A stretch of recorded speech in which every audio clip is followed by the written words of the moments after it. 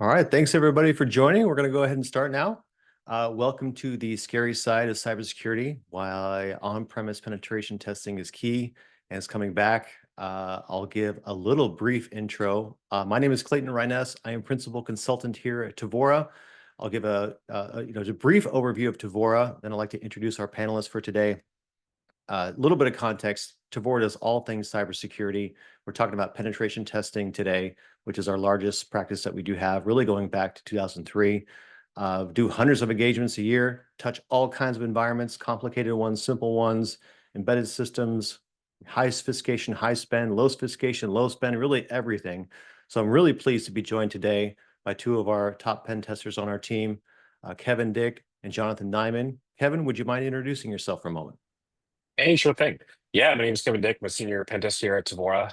Been here for about 12 years. Like Clayton mentioned, we do quite a variety of different kinds of pen tests, ranging from the super technical to the social engineering side of things. And yeah, excited to chat about physical security and physical pen testing, which is probably one of the more exciting parts of what we do. And that'll hand it over to Jonathan to introduce himself. Thanks, Kevin. Yeah, my name is Jonathan Nyman. I've been at Tevora for about 5 years now, a little over 5 years. A consultant, and like what we've been saying, I work on all types of penetration testing, ranging from social engineering, physicals, internals, red teams, web applications, all of that. But obviously today's focus is physical tests, and I've for the last few years been kind of the primary resource, and so I've been doing all these physicals for Tevora, and kind of soft introduction to what we'll be talking about. Just kind of what I've seen lately in the trends. We had kind of a break in after COVID, and now kind of just the trends we've been noticing since things have been picking back up. Yeah, thank you for that. Yeah, that's really what prompted this panel discussion is, physical is sort of back on the menu again. It was very much, not in vogue during COVID, as you can imagine, but we're getting asked to do more physical and on-site testing. Uh, Generally speaking, what kind of asks are we getting from clients, and what are the kinds of projects that we're really doing on-site these days that would be interesting? Yeah, I think the traditional physical, like you mentioned, is kind of making a comeback where folks are just, there are some folks back in the office, or they have equipment back in the office, and there's the kind of similar concerns that we saw when we were doing physicals pre-COVID.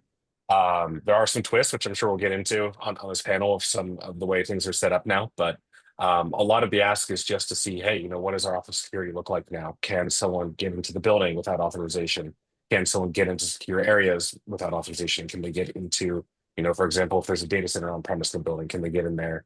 And that ties together too. I mean, physical does blend a little bit because there's a question of, what is a physical test?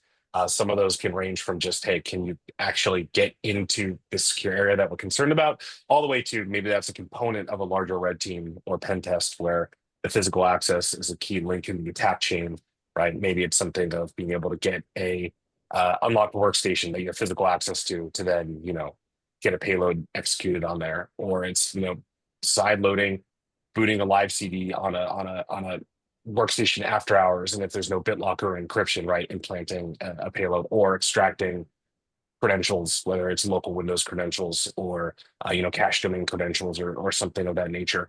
So we're definitely seeing when the ask is coming in, it is kind of coming back to some of the things we did previously. But there are some kind of new snags that we do have to deal with. In thinking of that, how would you frame a project differently? Say a client, they just lease a floor or a particular suite in a building versus owning a building versus owning, a whole campus.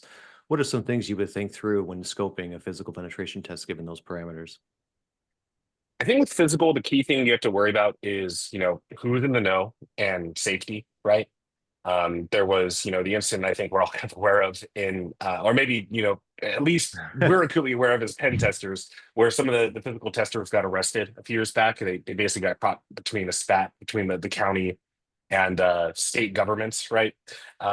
So we're very careful to make sure that everyone who needs to be in the approval list is going to be, or needs to be in the know is approving it. And when someone does not own the building, it can be a little bit more complicated, right? There may be some independent security there. There may be, a chain of approval that isn't completely in control of the customer. So it is important just keeping folks in the know and making sure that the right folks uh, for de-escalation, for making sure they're giving the thumbs up, are in the loop from the beginning. Um, and maybe Jonathan, you can speak to some of the process there as far as when we're not only scoping it out, but kicking things off to make sure the right folks are kind of in the know, and some of the snags you might have encountered when we get into the weeds there. Yeah, definitely. I like you said, kind of the most important aspect is who's in the know and who needs to know. Especially when it comes to not owning the building. Definitely need at least the building owner to be aware or to sign off. But I think that touches on kind of an interesting point when you're leasing an office space rather than owning the building. One thing I've kind of noticed is um, the physical aspect or the physical security controls kind of go unnoticed, right? Because it's not on, they assume the building owners are taking care of the physical, everything is set up for them, right? And they don't have to think about card access really, aside from just what they're given by the building. If the locks are installed correctly, what kind of sensors are in place? Can you spray a air duster can, right, and open up the movement detection door, things like that. And it's kind of like I said, a trend I've noticed. And one of the issues, when you don't own the whole building or not taking up the whole building, is it makes it a lot easier for us to kind of blend in the crowd, because there's people from all different types of companies. But yeah, I think kind of the interesting part from that perspective is kind of just not paying too much attention to your physical security because you didn't set it up and you didn't management. Yeah, that would make sense, right? Some of this doesn't roll up to cybersecurity. There's a physical security group, oftentimes, which is separate from cybersecurity, but normally the cybersecurity people are bringing us in. So there's a little bit of finger pointing on who's responsible, right? That can lead to some Right. Yeah, and that's kind of something interesting, which I always feel bad about doing. But you know, you have a cleaning crew there that's not really directly related to the client itself themselves, but they have badge access, right? And that's kind of a one vector that you could use is after hours cleaning crews in there. They're not really related to the company, but and there's not a lot of control over those employees, but yeah, there's just some things to think about when it comes to not having, I guess, complete control of a full building. And like, as far as scoping goes, just yeah, like Kevin said, the most important thing is safety and making sure the right people are in the loop so we don't have any issues if it ever gets escalated. In thinking of safety, what are some key things that you would expect, to be asked in order to maintain safety, right? So if you're scoping out a physical pen test, what should they not be asking the vendor to do that would be sort of a non-starter from a safety perspective? Yeah, I think the biggest thing when it comes to safety, our top question, is there armed security, right? That's definitely usually at that point it's like, okay, we're not interested, or we'll do a walkthrough or something. But that definitely is kind of our primary concern. Anything else, it's um generally from the way I do physicals, I tend towards de-escalation, right? Rather than having to pull out that get out of jail free card, which is also an important part of physicals, right? Having something to have any kind of proof in case you really need to, you fall back on, um, you know, to present to authorities or security guards to be like, okay, engagement over, right? Here's my get out of jail free card. Here's my contact and call. Um, and kind of, that's kind of the aspect. But yeah, I don't know, Kevin, if you have any more insights or thoughts. Yeah, no, it's an interesting subject because we definitely, you're kind of riding that line because you want to get in, right? So you don't want to just, hey, this is just a test and pause it there. You do want to sometimes push the limits with social engineering and, like Jonathan said, working to de-escalate, but in a way that still gets you access. But ultimately, it's interesting. It's actually, I think, analogous to the technical pen testing where when we're doing a pen test, we don't want to be disruptive to the business, right? We don't want to cause an incident. If the cops are coming there, getting called, or employees are getting scared, right? That's going to turn into a really negative interaction. And we're all ultimately representatives of the folks that hire us. So it's super important that this is something that is so effective. It's going to be a good experience all around. So again, it's kind of similar to when we're doing an internal pen test. Yeah, we want to password spray and get find the weak credential, but we don't want to lock out a bunch of accounts. So it is a little bit of that balancing act, and some of that just comes with experience. We've done so many of these that you kind of get the spidey sense. Okay, this is we're not going to be able to convince the security guard if we keep pushing it. Things might escalate from here, and knowing when to back off, or knowing when to maybe come back a different day and try a different vector. But a lot of that stuff is things you kind of hash out ahead of time, and it is interesting, right? Going back and seeing how it is now versus pre-COVID, when folks are a little bit less used to being in the office or RTO, depending on the company we've been to. Usually a smaller amount of people in there as well. So some of the tactics and rules of engagement have changed a little bit there, of like where we push on things and what's been effective. But I think to Jonathan's point, yeah, safety is the most important. But typically, it's more about not causing disruption versus a true safety issue, unless again there are armed guards there or someone who's going to come and really have a large response, which is also important for scope, right? Sometimes when you're scoping things out, we've got clients that have asked us to, for example, do a physical pen test of the police station, and that might be a little risky, right? If we're breaking into somewhere like that where there is kind of an armed response protocol, police station, military base, things of that nature. But for an office building, usually it's all about just making sure that, hey, yeah, we're effective, we're in, we're out, just like a real attack would be. They don't want to get caught. They don't want to cause a disruption, and we want to do the same thing. We want to show the vectors that are there that someone can take advantage of, without kind of just being stealth the whole time. Yeah. Yeah, definitely essential, I think, to stay transparent about what you expect. I know we recently did one where we, it was a bank client. They asked us to really get behind the teller counter, right? Which would obviously be a sensitive area. We got to have a lot of guardrails on that. Which, how did you structure and how did you execute that project?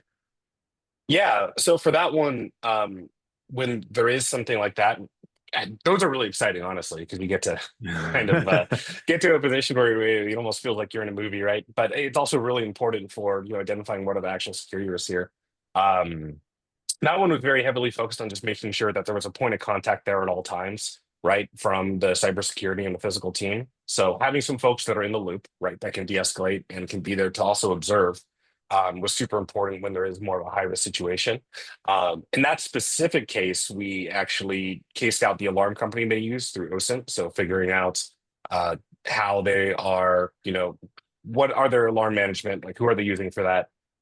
We actually went to that alarm company, got kind of some details from them. So just kind of investigating there, seeing what they do. And we're able to basically get some uniforms created that were very similar to the alarm company. And we're able to actually get into the ATM machines and behind the teller by basically doing some social engineering with those props of the uniform to have a pretense that we're with the alarm company, right? So sometimes it's also about, right, obviously, you could slip a note under the counter, hey, let me bet back there, like you're a bank robber or something. But there's certain vectors you can use in doing some kind of pre-reconnaissance that is going to be letting you do something based on what that target is without causing what is the most effective path to that, right?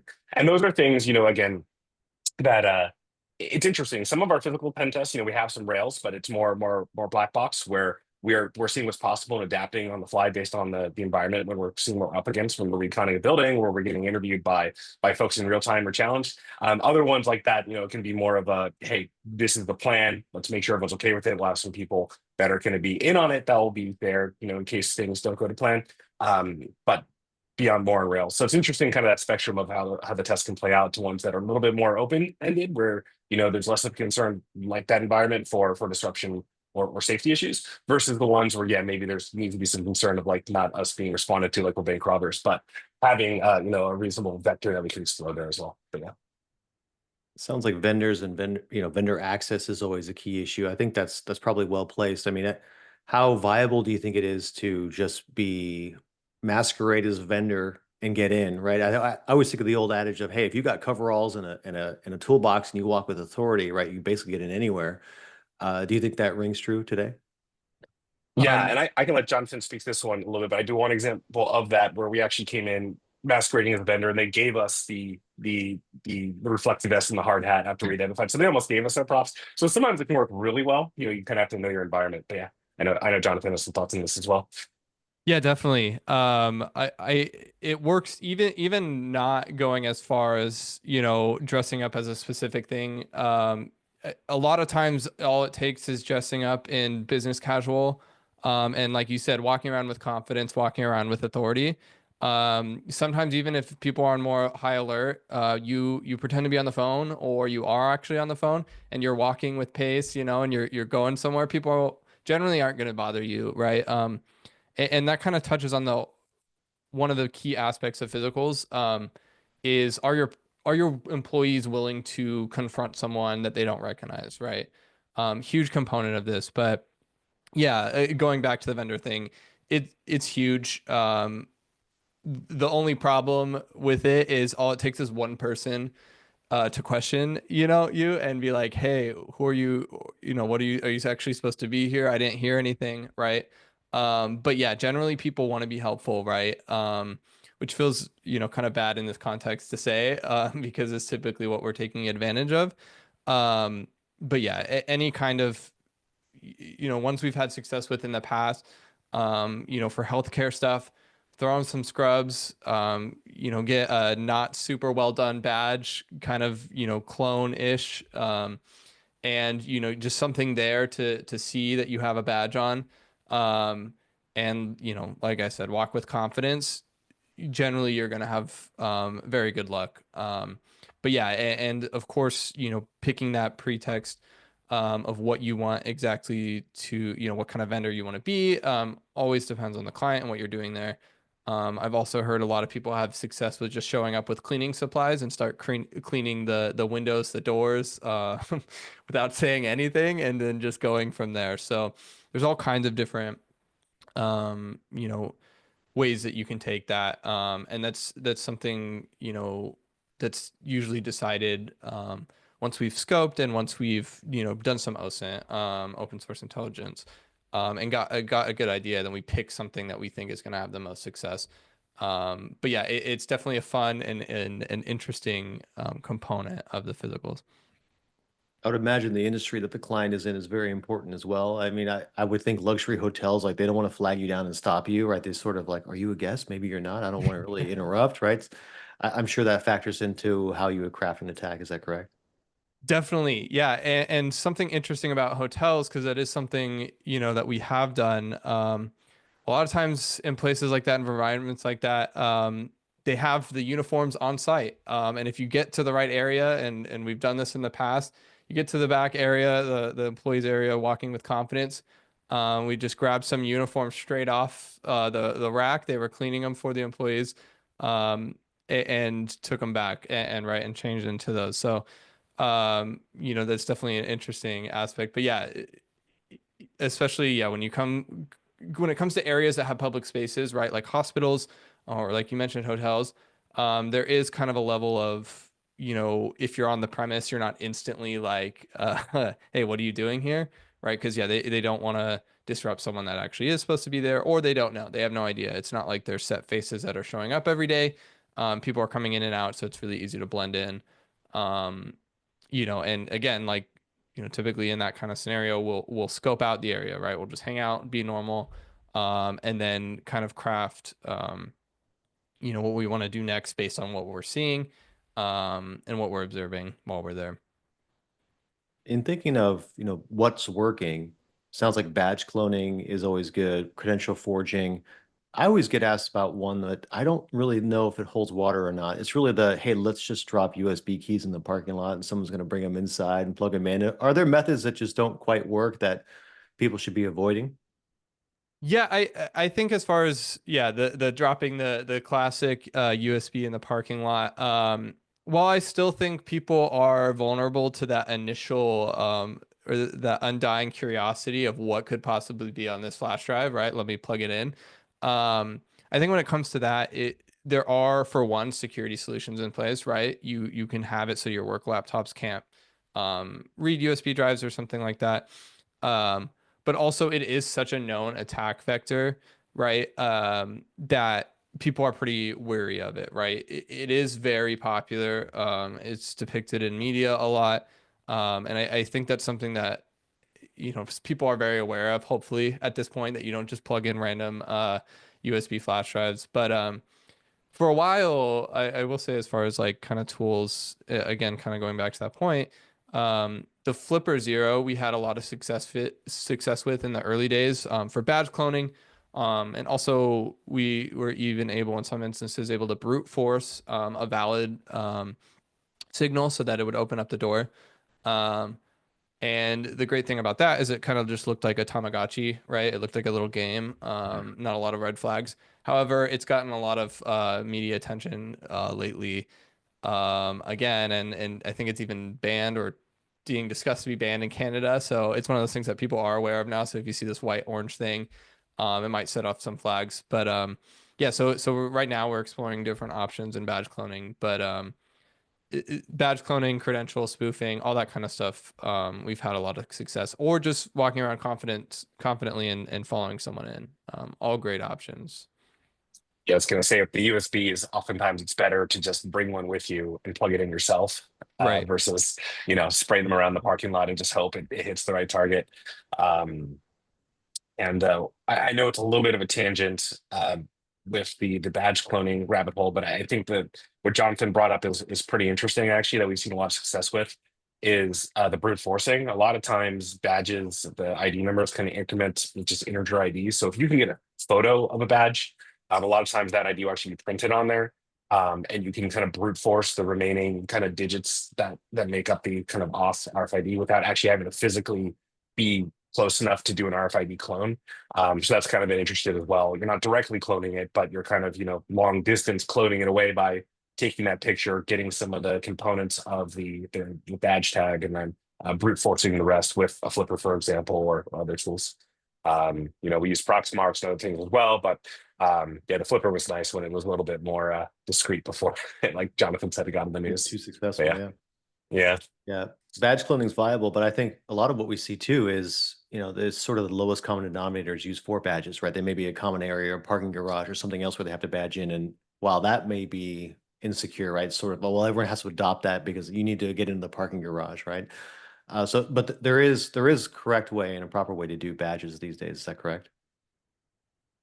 Yeah, and that's been the case for a long time. There you can do badges that use, public-private key authentication, essentially, right? Essentially smart cards where Yeah. there's private key material on the badge. It does a handshake with the badge reader, basically, doing that handshake to make sure that badge had that private key, without ever the badge revealing its private key, right? So, those exist for, there's a lot of difficulty in it. I think it might come down actually to something, Clayton, you really keyed on earlier. A lot of times the building facilities and cybersecurity teams, they aren't going to be super coupled, right? So, the details of what the level of security and level of encryption are going to be for the badges, a lot of times are not going to be in line with what maybe the cybersecurity team is expecting. I would say, just a rough estimate, 90 or more percent of the physicals we do, the badges are trivially clonable. And about half the time, that's a surprise to our contacts in the security team that that's possible. Right. Yeah. So I think some of it may just be down to some of the structures of like who's responsible for what and what the incentives are. And of course, cost really is driving that, I think, as well as just, ease of deployment. And like you mentioned, sometimes you're stuck with the lowest common denominator of the parking area. And we've seen that even extend to like parking areas that use paper badges for visitors, right? Which actually get you into the building because now you're past the badge access point. Anyway, yeah, there's a lot that goes into the why. And it seems like just for whatever reason, still the majority of things that we test, the badges we can clone. So we usually go in expecting that we're going to be able to potentially, just because that is the case in the majority of tests we do. Let's talk about what happens once you actually get in. What are some good objectives people should be thinking about? I mean, you mentioned like, hey, just bring the USB device in yourself. What are some objectives that we commonly have that we're seeking to, perform once we actually get in? Yeah, definitely. Yeah.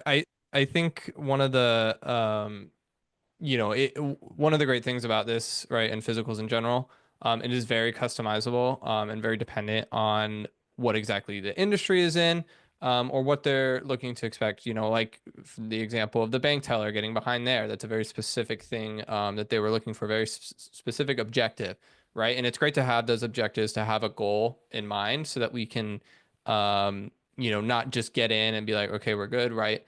But more generally, a lot of the things I like to see is, okay, yeah, can we get into the server rack? Is there a server room? Can we get in there? Are there other like more closed off facility, more that require higher level access to get to, that we can pivot to once we're inside the initial area? But one of the big things is checking for clean desk policy, making sure there aren't passwords lying around, or any kind of confidential information, packets, pamphlets, whatever that could be out on the desk. And not only clean desk policy, depending on how busy the office is, depending on how much time we have. A lot of times I like to pick through the locked drawers. Most offices now have desk drawers that have little locks on them. A lot of times people just leave the key in the lock, but those locks are also pretty trivial to pick, right? And then going past that clean desk policy and seeing, okay, what are they putting in the locked area? But yeah, other than that, um, once we're inside, I also do like to check if I can just jack in to an Ethernet port, or, do something like that. Can I just jack in and get internal access, right? Because that kind of leads us into our whole internal phase, right? Like if we are doing an internal pen test, that often lead to Active Directory, kind of giving that perspective of, okay, someone can get in here and do an internal test. And if we're doing those in tandem, like if we're doing a physical test and an internal test for a client, it translates really well, right? Okay, we were able to get physical access, and plug into your internal network. Okay, here's the internal test, right? They got domain admin, right? And so you can see the correlation of, okay, someone can get into your building and get get domain admin over your network, whether it's dropping a device, and leaving it there, leaving it plugged in. But yeah, ultimately the objective is super customizable. We've had all kinds of interesting requests while doing this, but yeah, generally we're trying to get an access and see how much data we can aggregate, and what kind of things that we can find while we're inside the building. I'd like And to hear a maybe that, little bit. Oh, go ahead, Kevin. oh, no, no, sorry, go ahead. I was going to pivot to the next question, but if you got something to build on, yeah, go ahead. I think it's an interesting question when we're looking at, what is the goals? Because sometimes we're taking a step back to, well, what is, the concern that we'd want to do a physical pen test anyway? What would an attacker be doing? What are the actual risks and threat models out there? And a lot of the really exciting ones we do are, part of an internal pen test or a red team where, I get the call from someone who's on site, hey, I'm in, I got the payload calling back, right? And then I'm at my desk, you feel, you're ready to take that back and then go in the technical vector from there to, like Jonathan said, get to DA. But that is an attack vector we see a lot. I think there is some aspect of, folks that are, for example, trying to get domain admin to do a ransomware, right? A lot of times they're not in the country, and it's not worth the cost or the risk of getting caught to have someone physically on site there. So the physicals are a little interesting because, someone that is going to be willing, like a threat actor that's going to be willing to put, the risk of being physically in person to get in your building, they're really going to want to get in, right, and target. It's either really two things. It's either, you know, just general people who are trying to rob the building and steal iPads and laptops and things like that to sell on eBay, right? Like Yeah. that's one vector we see. A lot of times on the other side, it's actually, beyond even just trying to, get a ransomware attack. It's things like corporate espionage, gaining persistence to your specific corporation because they want a foothold in that industry for some reason, right? Things that are a little bit scarier, and kind of attract more advanced threat actors, or at least ones that are maybe not only in it for the money or out of false invoices or ransomware attacks or things like that, but actually might have a more specific objective, and one that they're really willing to put their, again, own kind of skin on the line by going on site and potentially risk getting caught. But yeah. In thinking of, sort of this being on site again, we have another poll question which may be interesting here is really, what is your in-office situation? Are you hybrid or not? How much do you think is that really a factor? Because often, I mean, I went into our office, we're hybrid. I live in Houston. I went to our Irvine office in Southern California.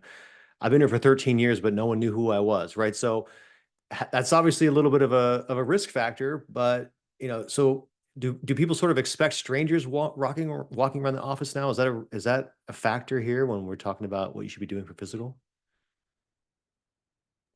Yeah, definitely. And I just had an engagement, right, where um someone saw me walking. It was kind of late after hours. There's only one person in the office. And they kind of noticed that I was loitering around, kind of checking around, looking for things. And they asked me if I was looking for someone. And that kind of engages the confrontation, right? I think it was pretty clear that they didn't really actually care if I was looking for someone. It was more of a "what are you doing here" kind of question. But I was able to pretty easily get out of that situation. I first it started with oh, like, what do you like, who are you, like, what do you, how long you, I'm like, oh, I just started a few weeks ago. And then I read the puzzled look and like the thinking, and then so quickly just like, oh, well, I'm normally remote, but they had me come in to do something today, right? And it was like, oh, okay, right, like that. It's an instant out of like, um, they're like, oh yeah, we get it. We have a lot of hybrid employees. We have a lot of people remote.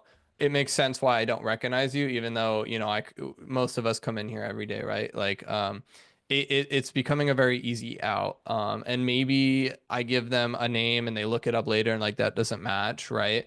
But at that point, long gone probably. But and not having to worry about it. After that confrontation, I left immediately. It's like, okay, not pushing my luck anymore. Um, and it was pretty much over with the engagement anyways. But that's kind of the idea. That it's really hard to verify, who's supposed to be in the building and who's not without actually like stopping them and being like, okay, I need to verify that you actually work here, right? Because you can just say, I'm remote typically, but I had to come in for whatever reason.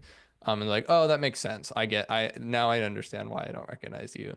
But yeah, and I think there's also, as people come back into the office, the general risk of people not really being as aware of that, as that of that like office culture, right? And maybe, you should call out that person that's been doing laps inside the office looking at stuff and sticking around a little too long, not sitting down at a desk.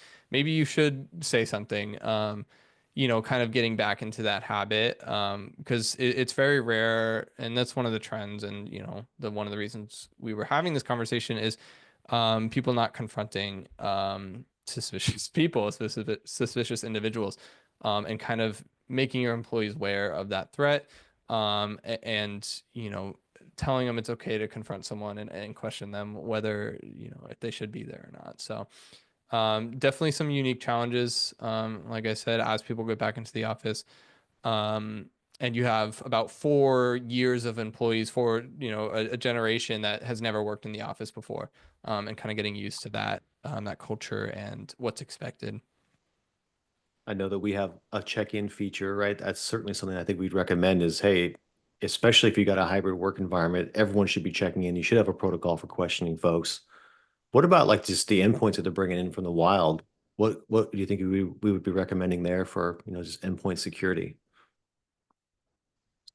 Yeah, I mean, it is interesting because you're going to have folks, what is the physical envelope for the exposure of those endpoints, right? If they're going to be showing up in coffee shops everywhere, if everyone's on laptops now, there's exposure there. I think the general hardening and things you would worry about are still there for any corporate laptop, right? You probably want it to have BitLocker, or some kind of full disk encryption, right? To make sure that it's not going to be very susceptible to someone just stealing it and pulling the hard drive. Um, as far as what happens when it comes into the office, I think you definitely, the difference there is it's going to be right on your network. Maybe there's some things you need to be concerned about. if it already did have some malware on there. But again, I think all those concerns actually still are kind of applicable, whether it's an endpoint that is always sitting at a desk or one that's kind of be out there in the wild. The same kind of monitoring, from an EDR perspective, from a network perspective, a lot of those things are still going to apply. Really, the main risk is uh, you may not be seeing these things all the time if they're not always in the office, right? So they could be, maybe vulnerable, and maybe you're not going to be flagging that for standard vulnerability management. If you're doing vulnerability scans on workstations, for example, as a means to identify patching or configuration issues. And, is that going to be, potentially exploited by someone who happens to be next to an opportunistic attacker in a coffee shop? Or, we have, scouted around office buildings. This is less applicable for hybrid or remote work, right? But more for just if folks are coming in to the office and they maybe want to stop for coffee or work, maybe in a different environment for a little bit and target folks there. But it is interesting because it is kind of hard to test those things in the wild, because they're just going to be so spread out.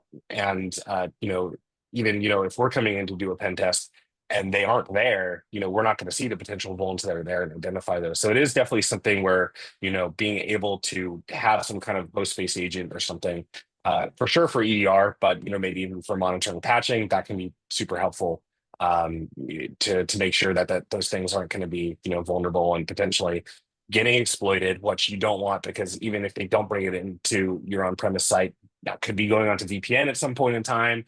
That could just have access via SaaS products and coffee shop type IT stuff, where they can dump the session key from Chrome to get the Okta login, or log into whatever session of whatever application people are using, which is typically can have a lot of data, right? Whether it's SharePoint or your O365 email, things of that nature. So it's one of those things where I don't think a lot changes, other than that you might just risk having a blind spot if you're only relying on like network scanning and network monitoring, because they may not be on the network all the time. Makes sense. Yeah, you need that defense in depth. I mean, zero trust was thrown around big time, 4 or 5 years ago. Do we see a lot of clients doing zero trust well, which is essentially what you're describing, right? You got to have layered controls. Do we see folks doing that really well? Yeah, it's hard to say. Zero trust is an interesting, term, because it's one of those where it's kind of loaded, right? Where it's become like a product category. So Right. it's like, Yeah. this is zero trust, this is zero trust. And so I think it's kind of broadened to the point where it becomes difficult to say, hey, this is a good implementation of zero trust. But we definitely have seen folks, moving in that direction.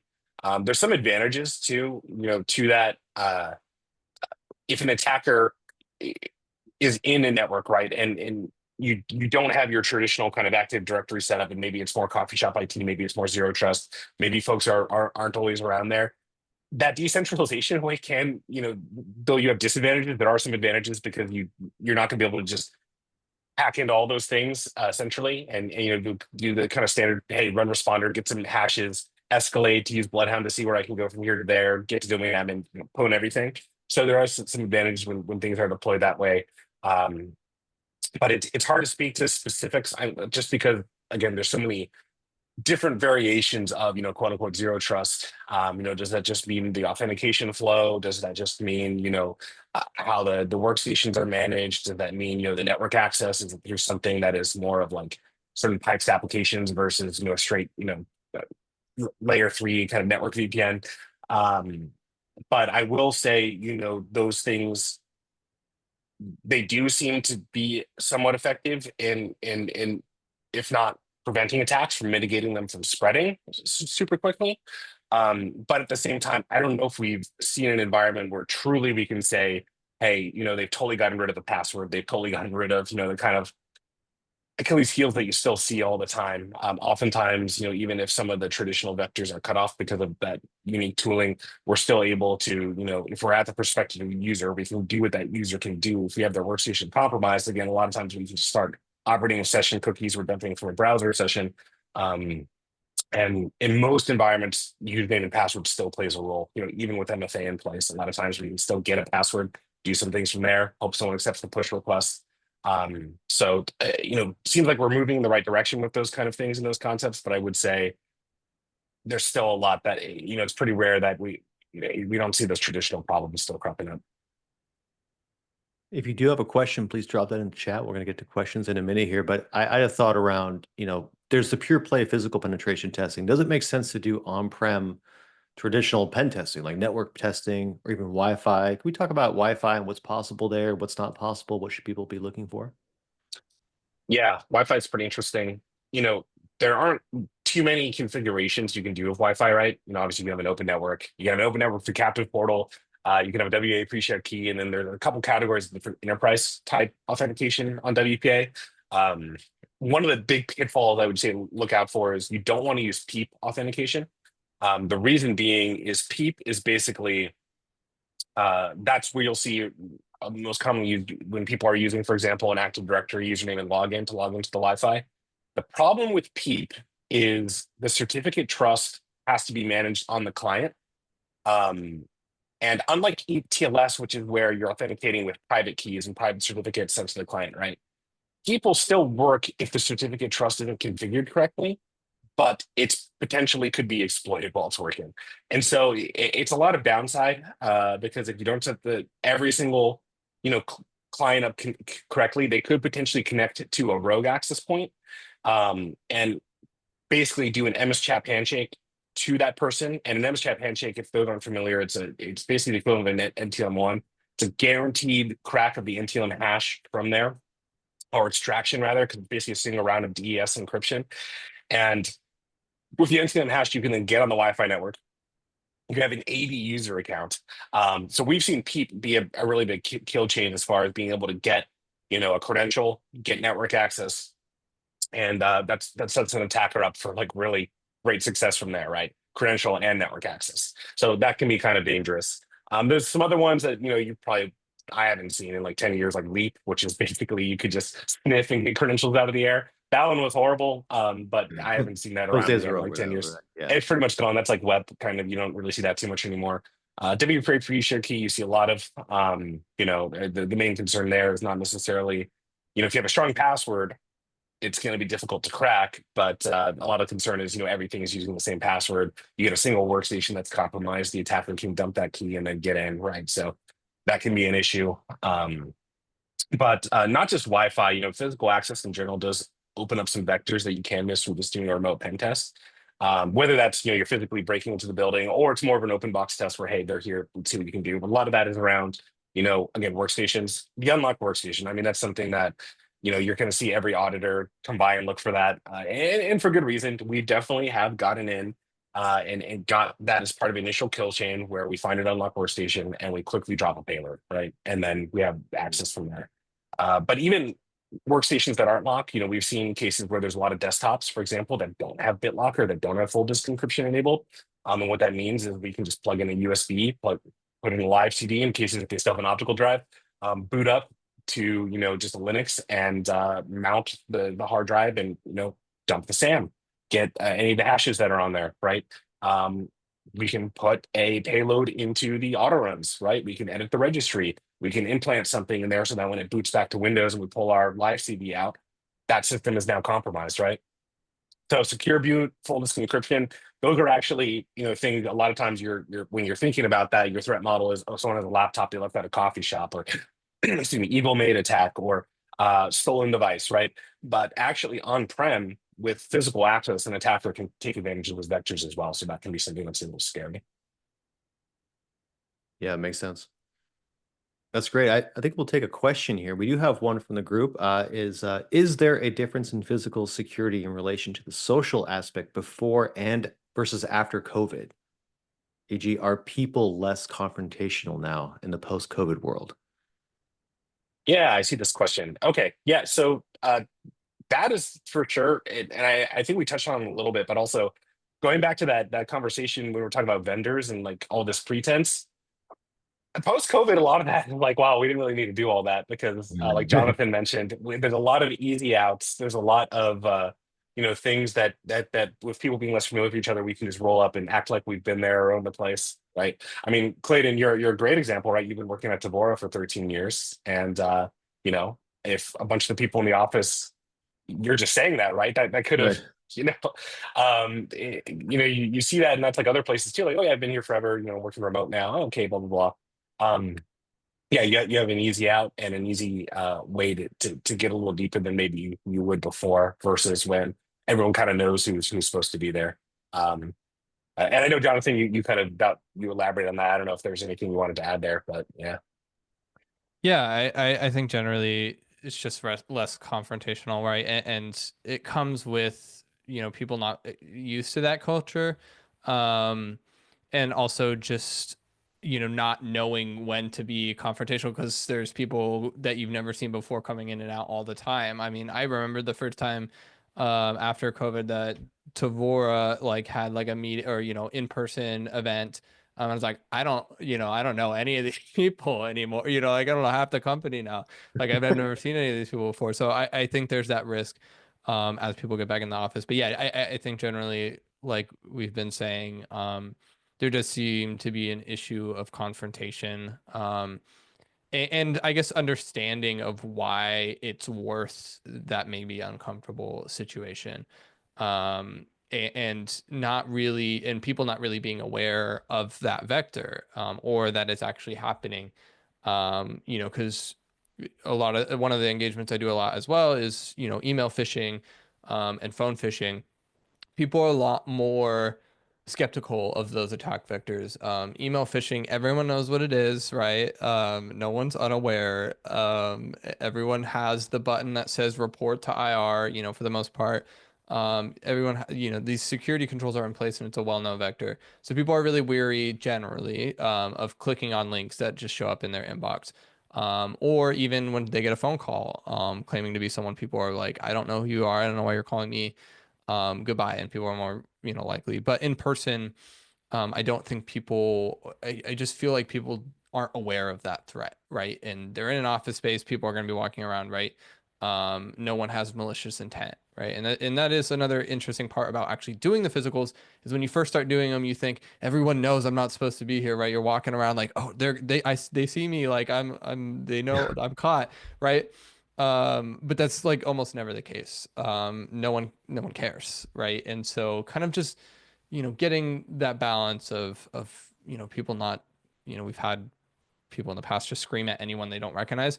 Finding that balance, not just screaming at people that walk in that you don't know, but being willing to stop and be like, hey, what are you doing? Can I help you? Can I help you find something? You look a little lost. Those kind of things. Starting that conversation, and just being aware that it's a real threat.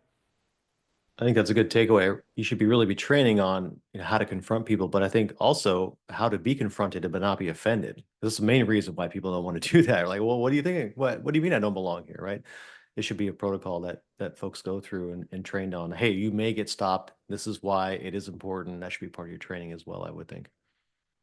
Definitely. Yeah. Yeah. Because you don't want to be rude. And like I said, when it comes to social engineering and the physicals, oftentimes, and it's not fun to do, but oftentimes you're exploiting the people that are trying to be nice and friendly. And so finding that balance, right? Like I said, of being friendly still, being generally friendly, but not being afraid to be like, no, I can't do that. I'm sorry. Or no, I can't let you in. Or, when it comes to tailgating, like not just holding the door open for the person behind you, making them be like, hey, look, I'm not trying to be rude. Can you just scan your badge and then I'll hold the door? Or probably not, but yeah, just scan the badge. That's a pretty common like anti-tailgating protocol. Not just letting, we're taught to hold the door open for people, right? But not Yeah. doing that because that's how tailgating works, right? And that's what we're exploiting when we're doing tailgating exercises. We have another question here. What kind of credentials are common to have in this industry? I have a security plus, and I don't know if that's enough. Or can we point people really in the right direction for, how to get more savvy in this particular space? Yeah, I mean, When it comes, oh yeah, go ahead. oh, sorry, Jonathan, give me a talk over you. I was just gonna say, when it comes to physicals, if that's what they're specifically referring to, I'm not aware of any like physical credentialing. It's more of a just get out there and do it, and just dive in, and you'll figure it out. Go with someone more experienced. As far as if it's specific to pen testing, I think kind of the baseline is the OSCP. Um, and right now there's a lot of different certs out there. There's been a lot of issues with OffSec or people complaining and the direction they're going. But for now, it's still the baseline. But there are a lot of options right now, and it's more about like what specifically you want to do. Yeah, I totally agree. Yeah, physical, probably not a cert that'd be out there, but yeah, OCP can't go wrong. I know the Hack the Box cert that they've recently been pushing has been pretty good. I've had good feedback on that too, but you're probably not going to have good luck with like HR gates or stuff like that. OCP is probably what I would recommend most folks. That really covers the basics of penetration testing. Not the physical side, but the kind of the technical side. And the test is, you have to hack into a handful of servers. So it's a good litmus test. I think a lot of folks, if you've seen that you pass that, it kind of tells them that, okay, yeah, you can do a pen test. So it tends to be a good one. Yeah, physical pen test would be interesting. I wonder how they would do the test for that for certification. That would be a that'd be a fun one. I know what really piqued my interest was Kevin Mitnick's book originally. It goes through a lot of the social engineering aspects, which is a key component, right? I think just getting good at those skills, and some of that's innate. Some folks really have a knack for it, and we've been able to screen for that and use those folks on tests. But there's techniques, conversational techniques that you can go through for social engineering, which are very good. So, and of course, practice will make you better. But no, it sounds good. I think that concludes really our questions. Any parting thoughts from our panelists here, Kevin and Jonathan? Yeah, maybe just in lieu of what we've been talking about with like challenging folks, and the physical can be tough because you don't want to mess up your culture and have it be this super hostile work environment where everyone's You're shaking challenging down each other all your the colleagues. time. Yeah. You're closing the door behind someone, locking it. Um, so it is interesting, and different levels of physical security are appropriate for different facilities. And there's ways you can control some of this too with defense in depth, and maybe if tailgating is a problem, it might be better to have the receptionist really train the ladder security guard there to monitor that. Maybe there's tiers of area, right, where your badge is not going to get you into the secure storage room where you have a bunch of hard drives and laptops, or to a data closet. Making sure there's a clean desk policy, making sure things are being locked. So it is interesting, right? Because you have a lot of levers you can pull, and different things are going to be appropriate for, again, the right facility. But that's where a physical pen test can be really interesting, like any pen test, because it gives you that snapshot of like, okay, well, what's possible? What are my weak links? And where are the ones where I want to turn those knobs to harden things? But we definitely understand, right? There is, it's going to be hard to get everyone to maybe challenge everyone. It's gonna be hard, and maybe you don't want to do a massive culture change in the office, but there's a lot of other knobs you can turn. But yeah, physical pen tests really help you just see like what is the reality of my baseline situation, and what are those knobs that I need to know about to break maybe the attack chains that I'm concerned about. But yeah. Yeah. And I think on that note, one of the things I like to focus on, generally with pen tests, but specifically with physicals, is finding or giving recommendations, finding solutions that work for the specific needs, right? I'm not going to have the same expectations of physical security for a bank or, defense contractor as I am going to have just, a medium-sized business corporate tech company, right? I'm not going to have the expectation of you need 4 security guards monitoring cameras at all time, otherwise I can get in, right? It's about, and again, same with cybersecurity. It's about balancing that security with that, usability, or, like actually, not making all the employees' lives miserable because you don't want one person off the off chance of someone to come in, right? It's about finding the solutions that work best ultimately, and setting those expectations correctly, and just giving those recommendations as best we can, right? But kind of the first step of that is, okay, what's possible, right? And providing those findings and be like, okay, these are easy fix, and they have high consequences, right? I was able to just do one thing and got access into badge only area, right? Flip the doorknob around and it's not installed correctly. It can be as simple as that. So going through that list and making sure, getting that basis of, okay, what's possible, what do we need to address, what do we just need to know about, and kind of going from there. It's always good to take that risk-based approach. That's Yeah. definitely the way to go. No, that sounds good. Well, we are at time here. I want to thank Kevin and Jonathan for taking the time to participate in this panel today, and thank you all for joining. Hopefully it's been constructive and got your wheels turning and thinking about physical security. Thank you for joining. Bye. Thanks all. Thank you.